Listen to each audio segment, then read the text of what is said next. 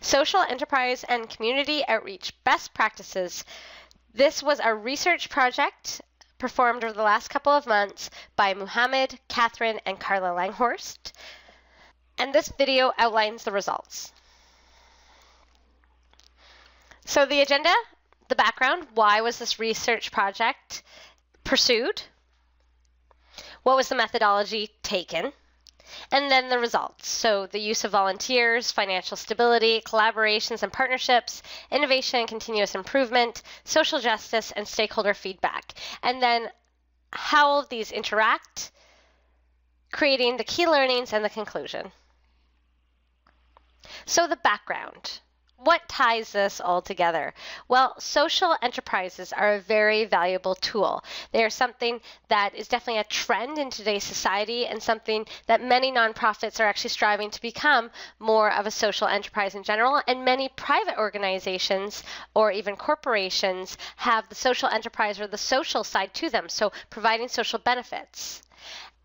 So that's why this research project was not merely about community outreach or nonprofits, but the whole idea of social enterprises in general. Because social enterprises is such a trend, is something new, there are not a lot of best practices that have currently been harnessed or understood. If one organization has succeeded and has some best practices, these should be shared amongst them. And really, who is the EDGE? Well, we're a network for new ministry development and ministry renewal. And part of this is the community outreach side for faith organizations, specifically within the United Church of Canada. But all of these best practices can be shared amongst all social enterprises, nonprofits, and faith organizations with the community outreach side to them. So we thought that it was very important to explore success factors and see how they actually might overlap within the United Church and without. The methodology that was followed was to start with secondary research. So to really narrow down what we were looking at and start from a place where we understood here are the key critical success factors that we can actually already identify in advance that social enterprises are talking about or that are important. And so this was done through researching existing papers, existing white papers, existing research. So we had a good starting platform. Then from there, we identified organizations that we wanted to be in contact with. So not only was this through Google, but also speaking to individuals within Seneca College nonprofit leadership program, as well as speaking to individuals within General Council at the United Church of Canada to identify organizations that we should be gathering these best practices from. So it was a combination of both Google as well as being referred to specific organizations. Once we had a starting point, so who to talk to and an idea of what common critical success factors may be, this is when we started interviews. So these are open-ended questions. And the interview questions that were generated were based on key performance indicators as determined from the critical success factors. These open-ended questions were then generated, and 40 social enterprises, so community outreach programs, nonprofits, charities, as well as social enterprises in general, were interviewed. From this, we were able to more refine the questions and turn this into an online survey that had a mix of both closed and open-ended questions. So the closed-ended questions were more of a prioritization of the key critical success factors and KPIs, whereas the open-ended question ensured that we hadn't missed anything. By the end, we had 100 respondents, with 99 actually completing the survey. And here are the results. So out of the key KPIs, so use of volunteers, financial stability, collaborations and partnerships, innovation, continuous improvement, social justice, and stakeholder feedback, here were the results with the online survey. So what we were able to do in order to rank these is that we did a weighted average. Very important was ranked as 4. Important was ranked as 3. Somewhat important was ranked as 2. And then not important was ranked as 1. These ranking of the criteria were then multiplied by the number of respondents for each category. This was then multiplied through in order to come up with a total. Then this final total automatically prioritized the KPIs in the following order. So this is the final results. So let's dive into some of these priorities. The first one being use of volunteers. So what other learnings did we actually get from the interviews as well as from the open-ended questions on the online survey? Well, what we started to realize is that volunteers are the key to getting started. And this was voiced to us time and time again.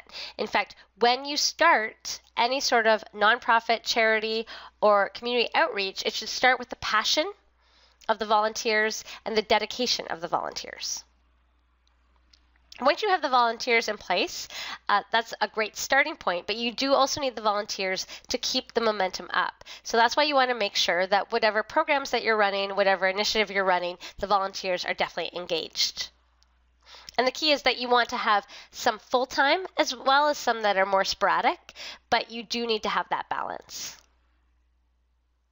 When you have volunteers, this also helps with community outreach because you're actually expanding your network. You're expanding the number of people who know about your organization, who are passionate about your organization, and therefore who are talking about your organization. And of course, it also reduces overhead, which is critical to a startup. So we've identified that the use of volunteers is the top priority, but it's also a top priority specifically for when starting up. Then financial stability. This was highlighted as number 2 based on our methodology.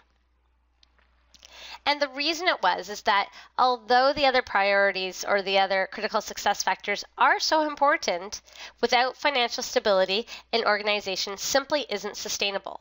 So the program would simply not last. So that's why this was prioritized second.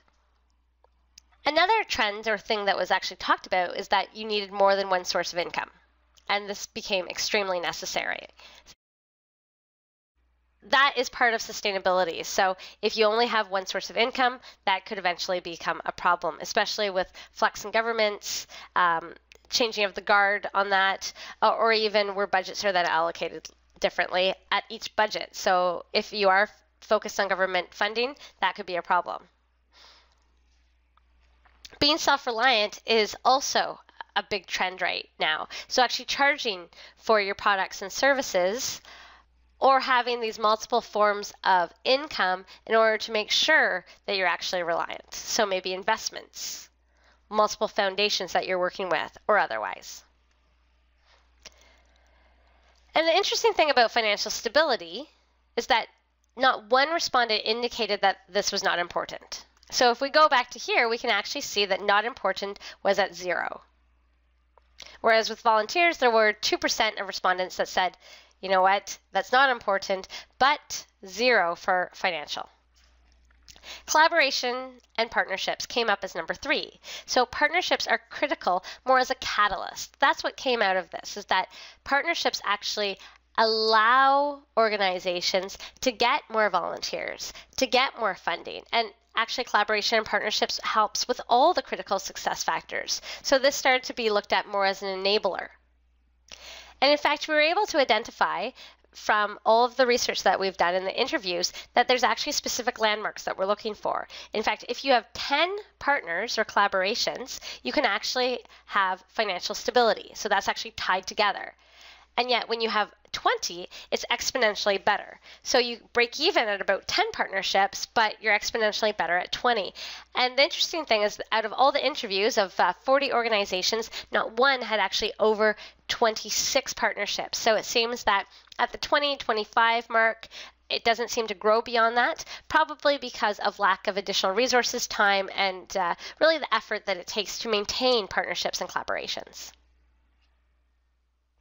The next priority is innovation and continuous improvement. And really, what came about on this and what really was highlighted in the online survey in terms of the open-ended questions is that you have to stay flexible, adaptive, and attuned to the local needs of the community. And focusing on continuous improvement and innovation and listening is a key part of success. And some of the things that organizations are investigating, well, specifically because working with many of the community outreach programs within congregations, ways to worship popped up, leveraging technology, be it social media or different types of technology like live streaming that was out there. Partnerships and collaborations, who to work with, other organizations to maybe start talking to within the local community. And then finally, exploring new programs and services that are actually needed and are attuned to the needs of the community, of course. So innovation was very critical. Social justice came up as number 5. So social justice seemed to be more of a concern for the more mature organizations, less than the startups. So it was really something that could only be focused on once everything else had been realized. So once you have volunteers and financial stability and you're adaptive to the community, that's the point at which you can start worrying or focusing on being on the social justice component. And part of social justice is not just merely being reactive, but being preventative as well. And that came out quite a bit. This is often the end goal for an organization. So many start as charities and strictly as reactive, but social justice is where they see themselves headed and is often part of the vision. Stakeholder feedback. This was one of the least done priorities. So all of the other priorities are things that were actively sought out or worked upon. Stakeholder feedback was actually very minimal. And most of the stakeholder feedback was based on client feedback and not necessarily funders, volunteers, donors, or otherwise. So stakeholder feedback is probably not there because there are not that many operational controls in many nonprofits and social enterprises. So it's simply a lack of process. Most is done on an ad hoc basis, so simply chatting, but there's no real structure or reporting mechanism often for it.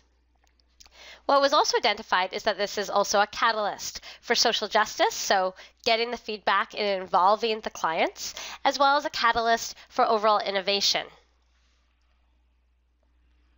This is also a great way to ensure that the community needs are actually being met. So what we realized from all of this is that from the 6 major critical success factors, 2 of them were enablers and 4 of them were actually stages. So if you were starting up a social enterprise, nonprofit, or charity, really, how should you be starting and where are you going? Well, as we identified, most start their community outreach program or nonprofit based on volunteers and the passion and the drive of the volunteers. And you really have to start with that core.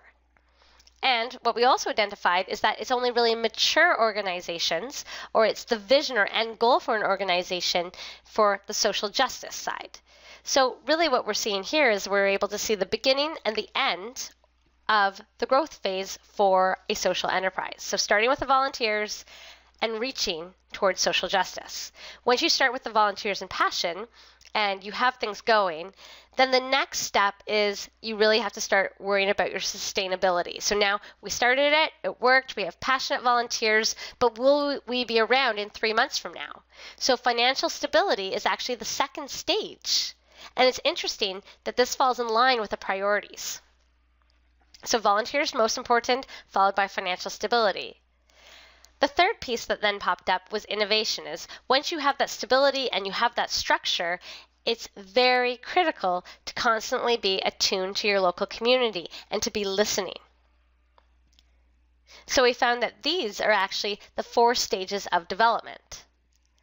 And 2 of the critical success factors were actually not growth phases, they were enablers. So collaboration and partnerships, although they're not a stage in themselves, they actually help the stages. So partnerships and collaborations actually help with getting volunteers. They can help with getting financial stability. Having partners and collaborators helps with being more innovative. And social justice. Whereas stakeholder feedback is also not a stage, it's actually, again, an enabler. So gathering feedback helps on the social justice side, helps with innovation. Gathering feedback and reporting becomes more important when you have financial stability and your funders and donors. You have to report back to them. And also asking for feedback from your volunteers helps to retain them. So these are your enablers to help with the 4 growth phases. And the third learning is the combinations. A combination of all the critical success factors is best. So working all together. And the nice thing is that there's many community outreach programs that we already have within our network that are doing this. And here's some examples. First, Downtown Mission. They have 160 volunteers with varied length of commitment. They have a reserve fund of about a year. They're collaborating with 15 to 20 regular partners, so regular, that doesn't include all of their partners. They're trying to introduce newer programs according to the community need. They're scaling up existing programs through launching new facilities, and they actually do measure their feedback at 90% positive. Regina Anti-Poverty Ministry, 35 volunteers. They have 2 years financial reserves, partnered with 25 plus organizations, pursuing a response-oriented programming. So again, community focused and innovative, and 95% positive. So they are actually gathering that information again. And the third example is Bridges to Hope, employing 30 to 40 volunteers. They have 4 months. They partner with 7 United Churches, Presbyterian churches, and some other corporate partners. They are focused on increasing partners every year, so they are driving towards that 20. They're working with educational institutions to reach youth and develop their capacity. And they only have 1 instance of negative feedback in 2.5 years. So although there's so much that it seems like we're trying to balance, the nice thing is that through this research, we can identify when to focus on what. So at the startup, focus on volunteers and grow from there. We also now have tools as enablers, collaboration partnerships, and stakeholder feedback to help us go through the growth stages. And here we can actually see that it is possible to have a balance. The social enterprise and community outreach best practices hopefully can give you some guiding light, simplify the process for you, and help you move forward. Please contact with any questions that you may have. Thank you.